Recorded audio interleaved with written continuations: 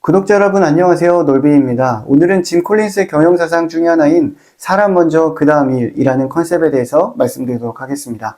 사람 먼저 그 다음 일은 짐 콜린스의 대표작이죠. 좋은 기업을 넘어 위대한 기업으로 라는 책에서 처음으로 소개된 바가 있고요. 최근에 짐 콜린스가 자신의 경영사상을 총집대성해서 위대한 기업에 이르는 방법을 알려주는 프레임워크를 만들었습니다. 더 맵이라는 프레임워크인데요. 그 프레임워크의 첫 번째 스테이지에 바로 이 사람 먼저 그 다음 일이라는 컨셉을 포함시켜 두기도 했습니다. 그리고 짐 콜린스는 자신이 만든 여러 가지 컨셉 중에서 이 사람 먼저 그 다음 일이 가장 중요한 컨셉 중 하나라고 강조한 바도 있습니다. 자, 이처럼 경영에 있어서는 굉장히 중요한 메시지를 담고 있는 사람 먼저 그 다음 일이란 어떤 건지 지금부터 말씀드리도록 하겠습니다. 사람 먼저 그 다음 일을 설명할 때 짐 콜린스는 버스 이야기를 시작합니다. 버스에 적절한 사람을 태우고 그들을 적절한 자리에 앉게 하는 것, 그리고 적절하지 않은 사람은 버스에서 빨리 내리게끔 하는 것이 중요하다. 다들 눈치채셨겠지만 이 버스는 조직에 관한 비유죠. 그러니까 우리 조직에 적절한 인재를 영입하고 그들을 적합한 자리에 배치하는 것, 그리고 조직에 어울리지 않는 사람은 빨리 조직에서 떠나게끔 하는 게 경영에 있어서는 굉장히 중요하다고 하는 것이 바로 이 사람 먼저 그 다음 일이라는 컨셉을 가지고 있는 핵심적인 메시지입니다. 여기까지 설명을 드리면 많은 분들이 공감을 하고 계신 분들이 많이 있습니다.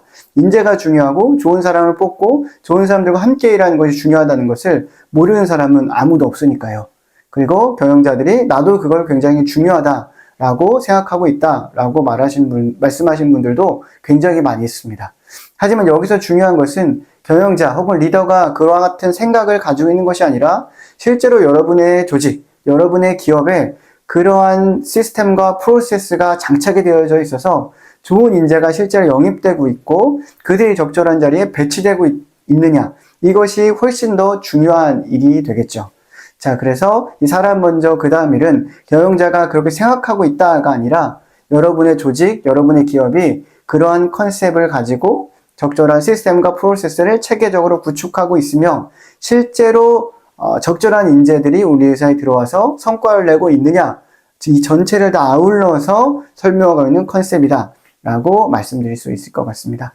자, 그렇다면 여기서 중요한 것 중 하나가, 그렇다면 우리 회사에 적합한 그 적절한 인재란 대체 어떤 사람일까요?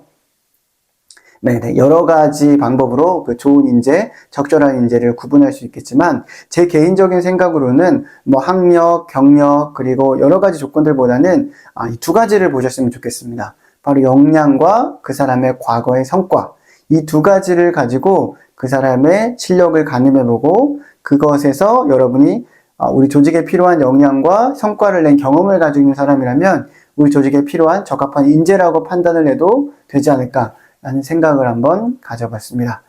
짐 콜린스는 사람 먼저 그 다음 일이 단순히 좋은 인재를 영입하고 그들과 함께 일하는 것보다 조금 더 깊은 차원의 이야기라고 이야기를 합니다. 그리고 많은 기업들이 가지고 있는 어떤 이상적인 조직의 모델에 대해서 다음과 같이 이야기하죠. 많은 이들은 한 명의 천재와 또 그 천재를 뒷받침하는 1000명의 조력자를 이루어진 조직을 상상한다고 이야기합니다. 예를 들면 일론 머스크의 테슬라나 아니면 지금은 작고 하셨지만 스티브 잡스의 애플 같은 회사 말이죠. 예를 들면 스티브 잡스라는 한 명의 천재가 있고 그 천재가 멋진 굉장히 창의적인 아이디어를 내면 수많은 조력자들이 그 아이디어를 현실로 구현하면서 애플 같은 멋진 회사, 그리고 아이폰, 아이패드와 같은 훌륭한 제품이 만들어진다라고 우리가 생각하고 있다는 겁니다. 그런데 실상을 들여다보면 결코 그렇지 않다라고 짐 콜린스는 이야기를 합니다.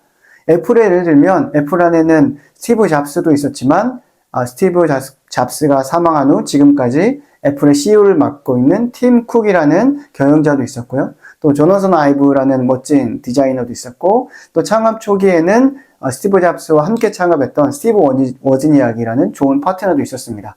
그리고 한 명 한 명 우리가 이름을 다 할 수 없지만 애플에는 정말 유능한 인재들이 굉장히 많이 있었다라고 많은 경영학자들이 이야기하고 있습니다. 애플이라는 회사는 우리가 흔히 생각했던 것처럼 한 명의 천재와 1000명의 조력자를 이루어져 있는 그런 조직이 아니라 수많은 인재들로 이루어져 있는 조직이었던 셈이죠. 자, 그럼 짐 콜린스가 말하는 사람 먼저 그 다음 일은 바로 애플과 같은 회사의 인재 구성을 이야기하는 겁니다. 그러니까 경영자가 있고 매우 뛰어난 경영자가 있고 그 경영자를 뒷받침하는 조력자들로 이루어져 있는 조직이 아니라 매우 뛰어난 경영자가 있지만 그 경영자 못지않게 어느 부분에 있어서는 경영자보다 더 뛰어난 어떤 능력을 가지고 있는 사람들이 이 조직에 한 명, 두 명 합류해서 함께 움직여지는 그런 조직이 이상적인 조직이다. 그리고 그런 상황에서 경영을 했을 때 위대한 조직으로 전환될 수 있다라고 이야기하고 있는 겁니다. 자, 경영자보다 더 뛰어난 인재들을 영입하는 것이 굉장히 중요하다라고 다시 한번 강조드리고 싶고요. 그러기 위해선 그 사람의 역량 그리고 과거의 성과를 기준으로 인재를 영입하고 선발하는 그런 어떤 프로세스와 시스템을 만들어야 한다라고 말씀을 드리면서 오늘 사람 먼저 그 다음 일에 관련된 이야기는 여기서 마무리하도록 하겠습니다. 여러분 끝까지 경청해 주셔서 진심으로 감사하고요. 다음번에는 더 좋은 인사이트로 찾아뵙도록 하겠습니다. 감사합니다.